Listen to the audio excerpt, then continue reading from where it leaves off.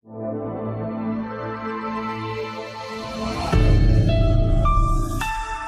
बच्चों, स्वागत है आप सभी का हिंदी व्याकरण की कक्षा में। आइए पढ़ते हैं आपकी हिंदी पाठ्य पुस्तक मेरी हिंदी व्याकरण वाणी श्रृंखला की कक्षा 5। तो आज हम करेंगे पाठ 3 शब्द विचार। देखिए, पढ़िए और समझिए। यहाँ कुछ चित्र दिए गए हैं, आइए इन्हें समझते हैं, इन्हें पढ़ते हैं। ये क्या है बच्चों? रथ, रथ रथ। ये है वस्त्र और ये है रेल। ऊपर दिए गए शब्द अनेक वर्णों के मेल से बने हैं। अब ये रथ, र जमा अ जमा थ जमा अ, रथ। वस्त्र, व जमा अ जमा स जमा त जमा र जमा अ, वस्त्र। अब ये स में हमने अ क्यों नहीं लगाया? क्योंकि ये आधा स है। रेल, र जमा ए जमा ल जमा अ, रेल। वर्णों का सार्थक मेल ही शब्द कहलाता है। जब कुछ वर्णों का सार्थक मेल होता है तो उनसे बनता है शब्द। शब्दों का वर्गीकरण। हिंदी में अनेक प्रकार के शब्द हैं। इन शब्दों का वर्गीकरण कई प्रकार से किया जा सकता है, जिनमें 4 आधार प्रमुख हैं। कौन कौन से? उत्पत्ति एवं स्रोत के आधार पर। उत्पत्ति एवं स्रोत के आधार पर। उत्पत्ति की दृष्टि से शब्द 4 प्रकार के होते हैं। कौन कौन से? तत्सम शब्द पहला। संस्कृत भाषा के वे शब्द जो बिना किसी परिवर्तन के हिंदी भाषा में प्रयुक्त होते हैं, तत्सम शब्द कहलाते हैं।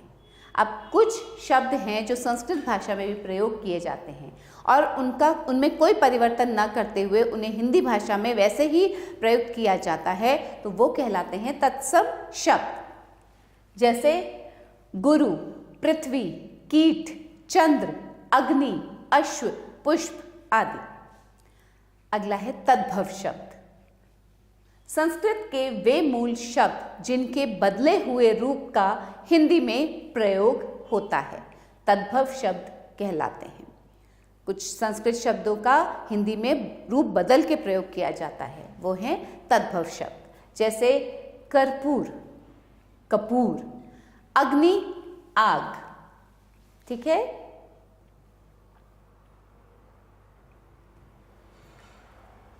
इस प्रकार के कुछ अन्य उदाहरण देखिए। तत्सम और तद्भव। चर्म, चर्म को चमड़ा, तद्भव में क्या हो गया? चमड़ा। भ्राता, भाई, दंत, दांत। वार्ता, बात। नृत्य, नाच। मयूर, मोर। देशज शब्द। अगला आता है देशज शब्द।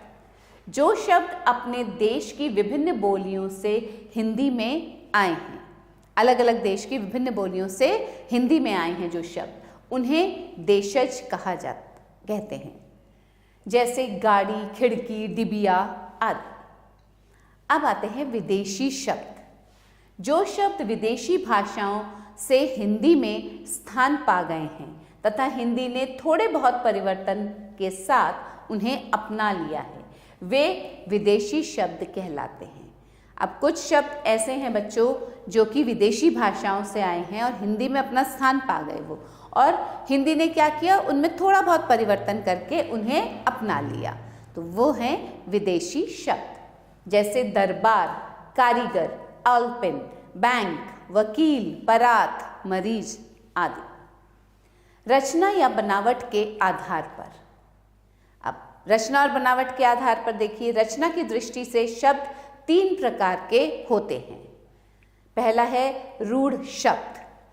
ऐसे शब्द जिनके खंड करने पर उन खंडों का कोई अर्थ न निकले, रूढ़ शब्द कहलाते हैं। अब वो शब्द जिनको अगर खंड में, अलग अलग खंड में कर दिया जाए तो उनके उस खंड का कोई मतलब नहीं निकलता है, कोई अर्थ नहीं होता है, वह कहलाते हैं रूढ़ शब्द। जैसे जल, ज जमा ल, ज का कोई अर्थ नहीं है, ल का कोई अर्थ नहीं। सड़क, स जमा ड़ जमा क। कमल, क जमा म जमा ल। चमक, च जमा म जमा क।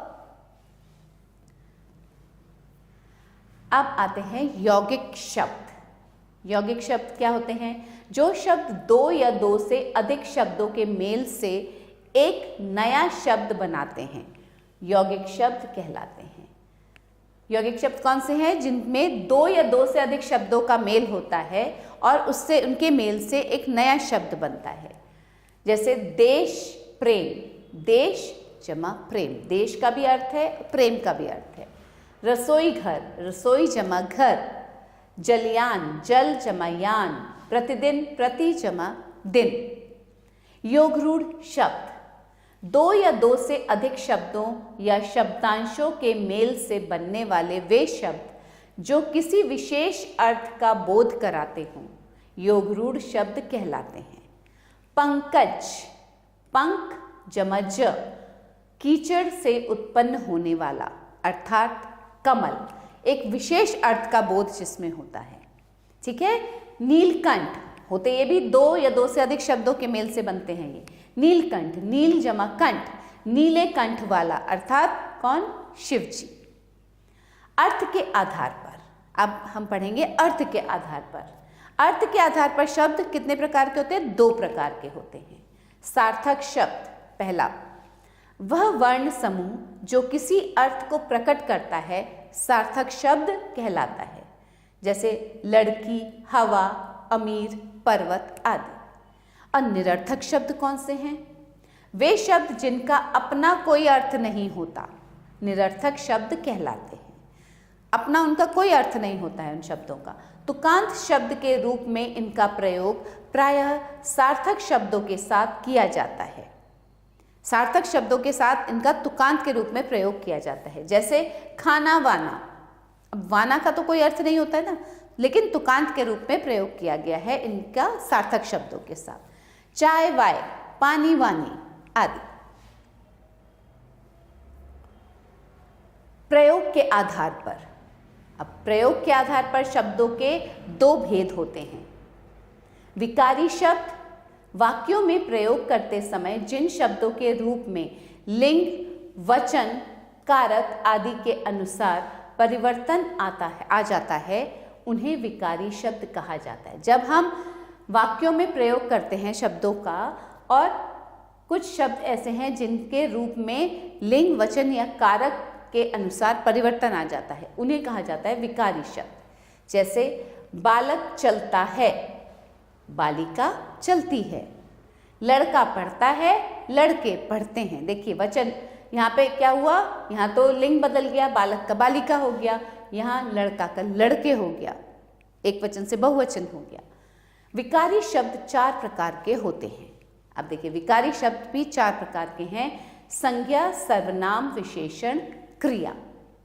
अविकारी शब्द, वाक्यों में प्रयोग करते समय जिन शब्दों के रूप में किसी भी कारण से विकार उत्पन्न नहीं होता, उन्हें अविकारी शब्द कहा जाता है। जैसे घोड़ा तेज दौड़ा, घोड़े तेज दौड़े।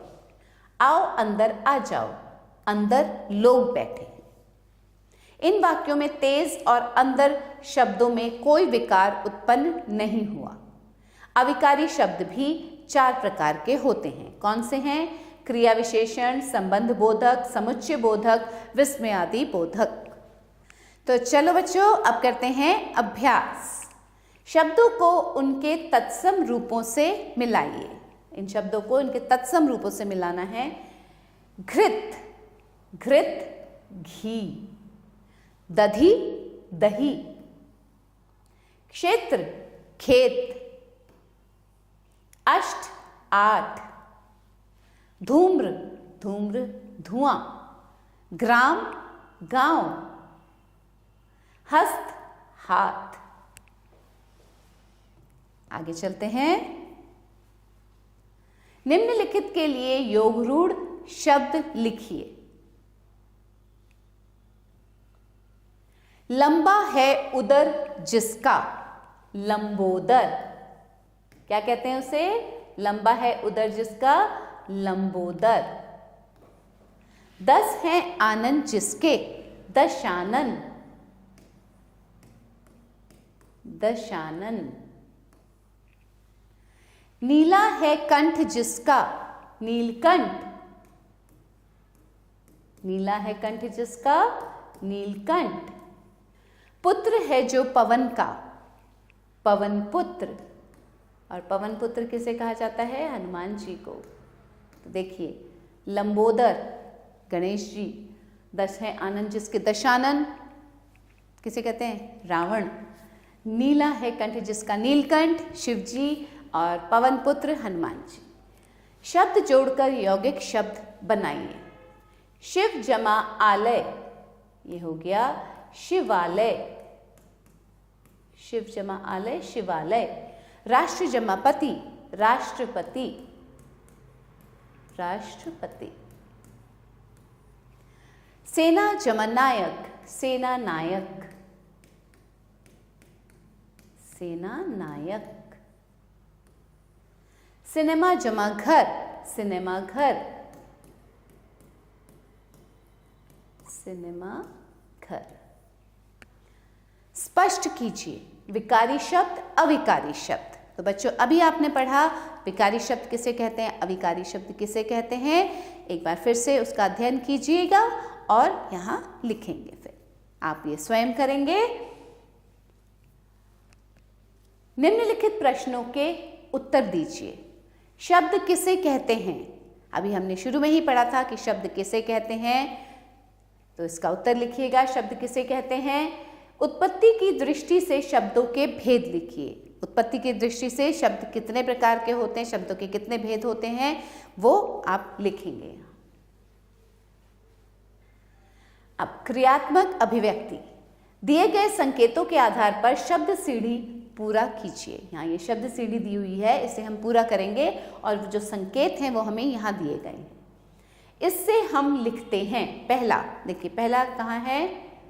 ये रहा। किससे लिखते हैं हम? पेंसिल। यहाँ आएगा पेंसिल। ठीक है। जो हवाई जहाज उड़ाता है, दूसरा नंबर पायलट, पायलट।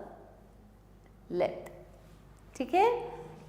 यह सब्जी का नाम है, तीसरा कहाँ है? ये रहा टमाटर।